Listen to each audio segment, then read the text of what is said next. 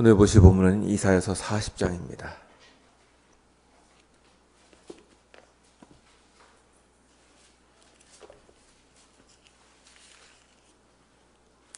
이사야서 40장 1절부터 8절까지입니다.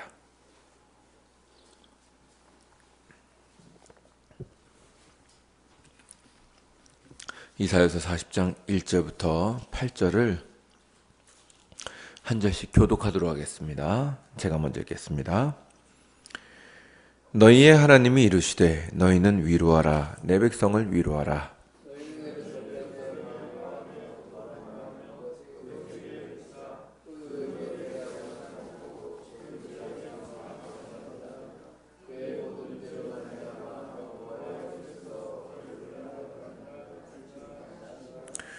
외치는 자의 소리여 이르되 너희는 광야에서 여호와의 길을 예비하라.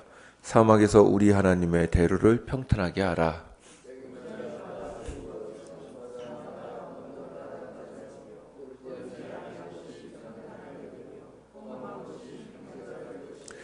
여호와의 영광이 나타나고 모든 육체가 그것을 함께 보리라.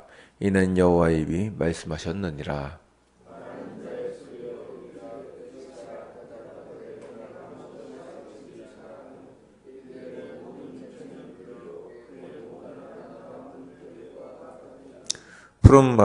푸른 마르고 꽃이 시듬은 여호와의 기온이 그 위에 붐이라.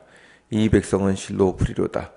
푸른 마르고 꽃은 시드나 우리 하나님의 말씀은 영원히 서리라 하라. 아멘.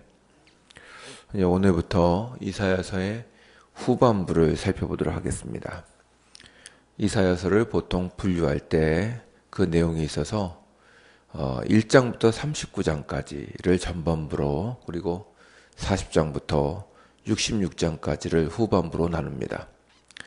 그래서 다소 거칠기는 합니다만 내용을 좀 살펴보면 이 전반부인 1장부터 39장까지는 주로 책망과 심판에 대한 예언이 주를 이루고 있습니다. 그리고 오늘부터 보실 40장 이후부터는 소망과 회복에 대한 예언이 주를 이루고 있습니다. 그런데 이제 이런 어떤 내용의 전환은 너무나 급작스럽기 때문에 많은 학자들은 이 전반부를 쓴 이사야와 후반부를 쓴 이사야가 각각 다른 사람이 아닐까라는 추측을 할 정도입니다. 두 권의 책을 한 권으로 합쳐놓았다는 것입니다. 그러나 이제 우리는 꼭 그렇게 해석하지는 않습니다. 이것은 조금 있다가 다시 한번 생각해 보도록 하겠습니다. 여간 40장 이후는 갑자기 주제가 바뀌어서 유다의 회복의 소망에 대해서 예언하고 있습니다.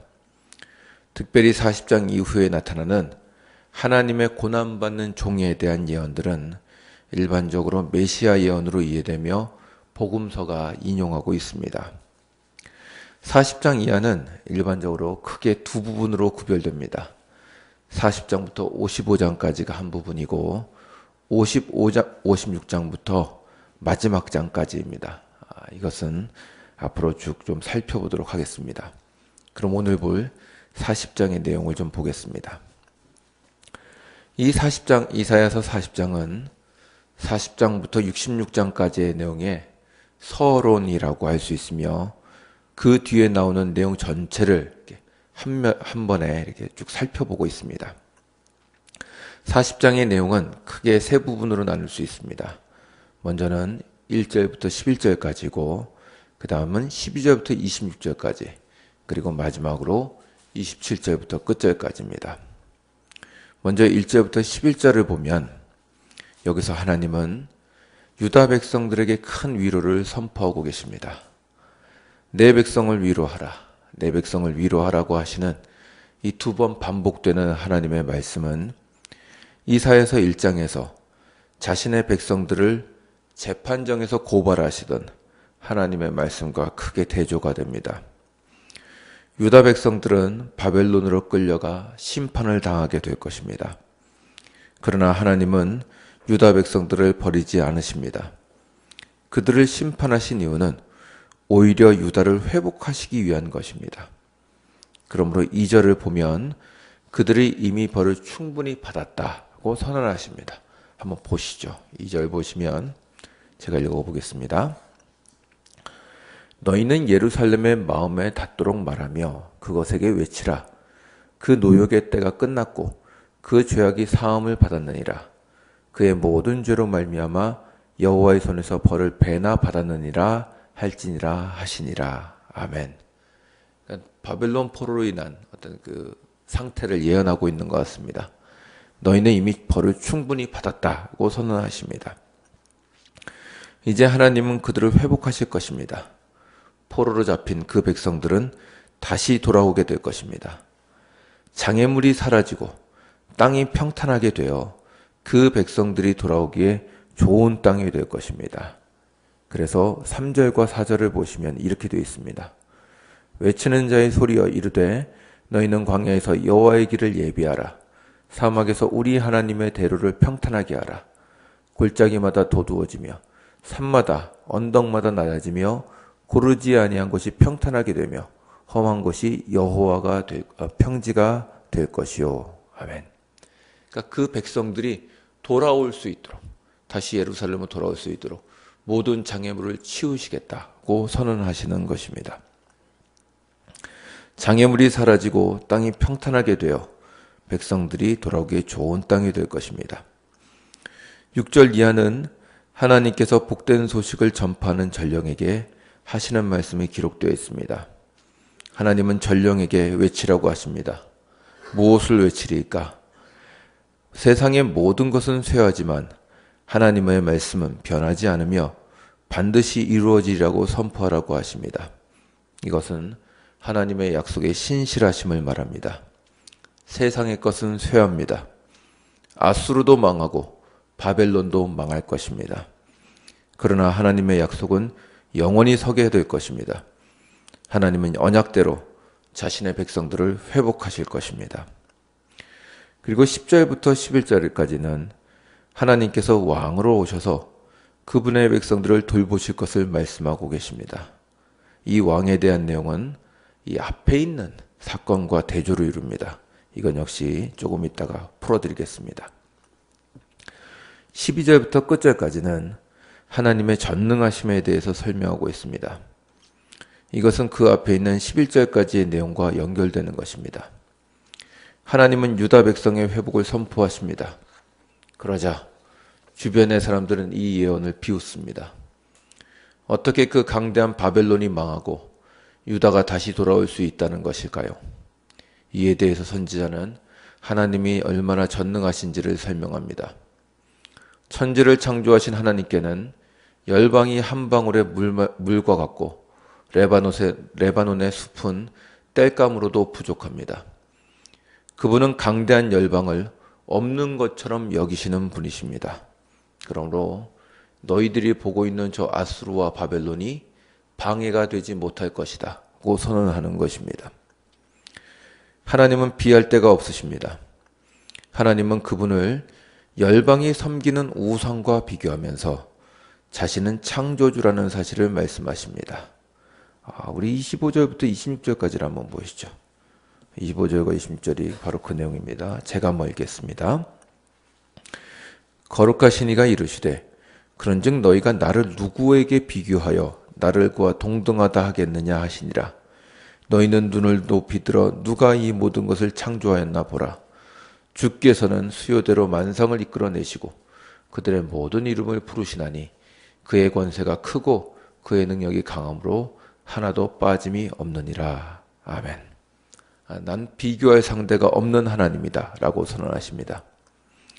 그분이 모든 것을 창조하셨으며 만상을 끌어내시고 권세가 크시며 능력이 강하십니다. 이렇게 하나님의 자기 변증, 나는 전능한 하나님이다 라는 주장은 그분의 백성을 향한 위로와 연결됩니다. 그것이 27절부터 31절까지의 말씀입니다. 여기서 이렇게 말합니다. 굉장히 유명한 말씀이죠. 우리 한 절씩 교독해 보죠.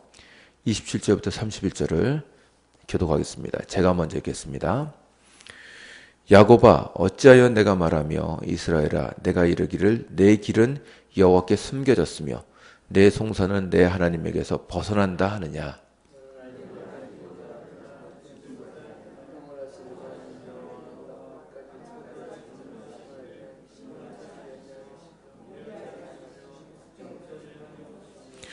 피곤한 자에게는 능력을 주시며 무능한 자에게는 힘을 더하시나니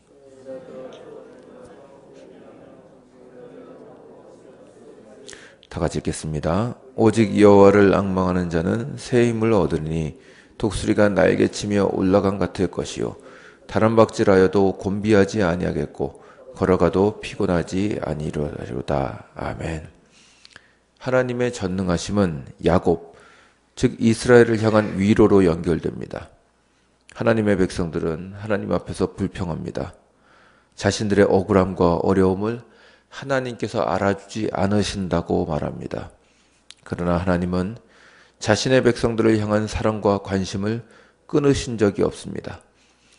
그분은 자신의 백성들에게 힘을 주어 다시 돌아오게 하실 것입니다. 바벨론으로부터 예루살렘까지 돌아오는 길은 너무나 먼 길입니다. 그러나 하나님께서 함께 하시면 그 백성들은 능히 돌아오게 될 것입니다. 오다가 지쳐 쓰러지는 자가 없을 것입니다. 이것이 바로 40장의 내용입니다. 전체적으로 유다의 멸망 후에 다시 오게 될 유다의 회복과 하나님의 사랑이 유다 백성 위에 넘치게 될 것을 40장은 가르쳐주고 있습니다. 이 40장의 본문은 아까 말씀드린 대로 이후에 오게 될 모든 하나님의 은혜와 소망의 약속을 함축적으로 보여주고 있습니다. 40장은 내 백성을 위로하라는 하나님의 사랑스러운 목소리로 시작합니다. 그러나 우리는 이 40장의 하나님의 소망이 뜻밖에도 사람의 절망을 전제로 한다는 것을 본문에서 볼 수 있습니다. 아까 처음에 말씀드린 대로 이 앞에 있는 39장과 40장의 간극은 너무나 크게 느껴집니다. 그러니 학자들은 이 두 책이 따로따로 쓴 책이 아니냐고 얘기할 정도입니다. 여러분은 이미 어제 보셨겠지만 이 앞장까지 있는 내용은 이 앞장까지 39장까지 있는 내용은 히스기야에 대한 히스기야 왕에 대한 것입니다. 39장에서는 민족의 영웅으로 보였던 히스기야가 어떻게 바닥을 보이는 행동을 하는 것을 보여줍니다. 히스기야는 남유다에서 몇 명 되지 않은 선왕 중에 한 명이고 그 중에서 가장 확고한 개혁을 했던 사람이었습니다. 그는 예루살렘을 정화하고 다윗 이후에 최초로 유월절을 정확하게 지킨 사람입니다. 그리고 그는 어떤 왕도 해내지 못한 유다의 산당을 정리해낸 사람입니다. 대단합니다. 그건 열왕기서를 보시면 알 수 있습니다. 대부분의 왕들은 예루살렘을 정화하긴 했지만 산당은 손대지 못했습니다. 근데 히스기야는 그걸 해낸 것입니다. 또 모세로부터 사람들이 떠받들던 놋뱀을 깨부쉈던 사람입니다. 이런 것만 봐도 대단한 사람입니다. 그는 종교적으로 유다를 거룩하게 했습니다. 뿐만 아니라 아수르의 침략 때에는 신앙의 기적으로 나라를 지켰으며 죽을 병으로부터 기도로 살아난 사람이었습니다. 제가 전에 어떤 책을 보니까 이스라엘의 유대 랍비 중에는 이 히스기야를 다윗 왕의 뒤를 이은 메시아로까지 해석하는 사람도 있다고 들었습니다. 그는 그야말로 메시아 같은 사람이었습니다. 나라를 구하고 자신을 죽음으로부터 건진 사람입니다. 이사야는 그에게서 희망을 보았을 것이라고 생각됩니다. 내 옆에 히스기야 같은 사람이 있다면 참 신날 것 같습니다. 그런데 그렇게 믿음직하던 사람이 갑작스럽게 무너집니다. 그는 바벨론에서 온 신하에게 자신의 국가의 보화를 다 보여줍니다. 아마 아수르의 침공에 지긋지긋하던 그는 바벨론과 동맹을 맺고 싶어 했던 것 같습니다.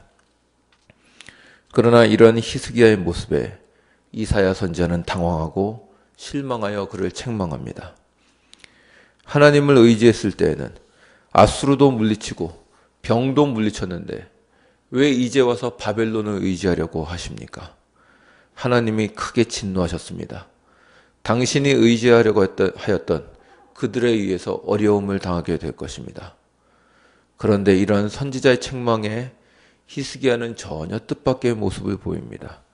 그게 39장 8절의 모습입니다. 한번 보시겠습니까? 39장 8절입니다. 이제 이 다음 구절이 위로하라는 말씀이란 걸 좀 기억해 주십시오. 히스기야가 이사에게 이르되 당신이 이른바 여호와의 말씀이 좋소이다 하고 또 이르되 내 상전에는 편안과 견고함이 있으리로다 하니라. 아멘. 마치 이렇게 말하는 것 같습니다. 뭐 상관없습니다. 어차피 내 생애만 괜찮다면 이후에 내 아들 때 무슨 일이 일어나든 전 별로 신경 안 씁니다. 이 짧은 말은 많은 것을 담습니다. 과연 신정국가 유다에서 전무후무한 종교개혁을 일으켰던 신실한 사람의 입에서 나올 것이라고는 전혀 생각할 수가 없는 말입니다. 그러나 이것은 어찌 보면 당연합니다. 사람을 의지할 수 없다는 것은 성경의 가르침입니다. 그것은 사람이 항상 죄만 짓는다는 말은 아닐 것입니다. 그러나 사람은 초지일관할 수 없습니다. 피곤하고 괴로우면 변하는 것이 사람입니다. 세상이 변하지 않는 것은 오직 하나님과 그분의 은혜밖에 없습니다. 이사야는 망연자실하지 않았을까요? 이 무너져가는 유다에서 빛을 보았는데 그 빛이 어두움으로 바뀌는 것을 보고 있는 것입니다. 그러나 그 후에 이사야의 메시지는 바뀝니다. 유다가 실패하고 그리고 그 실패를 돌이키려고 했던 인간의 열심도 무의로 돌아가는 것을 보면서 이사야는 다른 메시지를 전하기 시작합니다. 내 백성을 위로하라. 내 백성을 위로하라. 모든 육체는 풀이요. 그 모든 아름다움은 들의 꽃과 같다. 풀은 마르고 꽃은 시드나 사람은 시들지만 우리 하나님의 말씀은 영원히 서리라. 보라, 주 여호와께서 장차 강한 자로 임하실 것이요 그는 목자같이 양떼를 먹이시며 어린 양을 품에 안으시고 인도하실 것이다. 그는 전능하신 분이시다. 그는 피곤하지 않으시며 명철이 한이 없으신 분이다.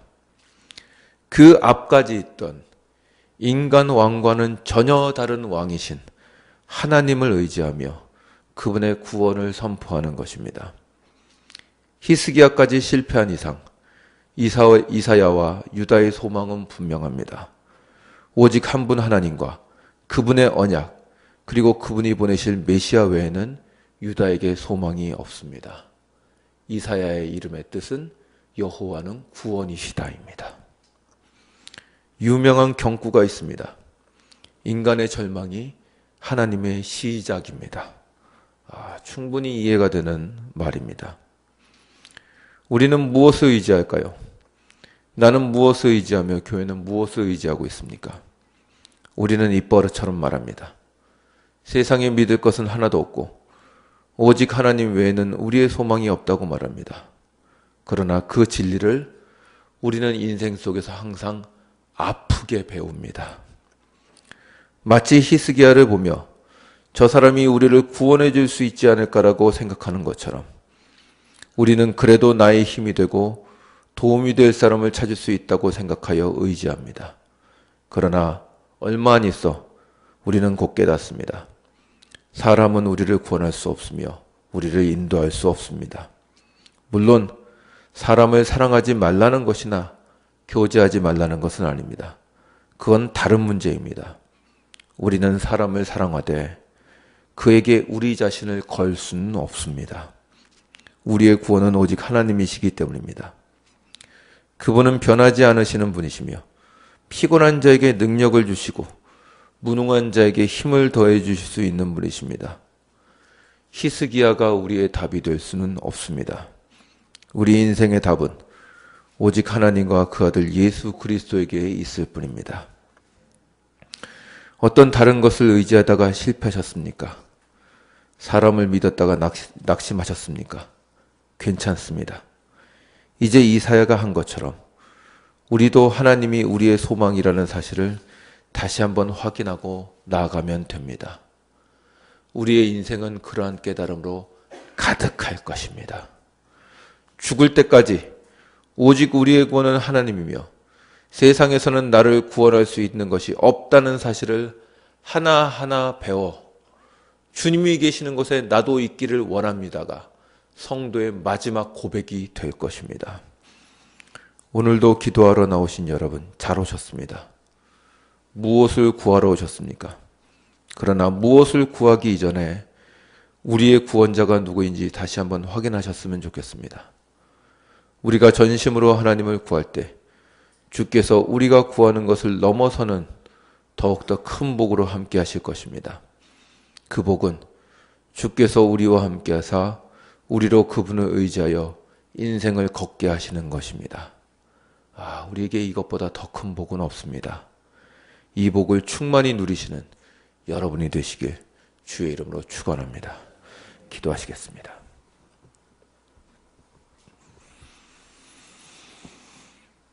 이사야는 하나님 앞에 큰 소리로 외칩니다. 하나님께서 말씀하셨다. 내 백성을 위로하라. 내 백성을 위로하라. 모든 인간의 소망은 다 헛되나 오직 하나님의 약속만 영영이 선다.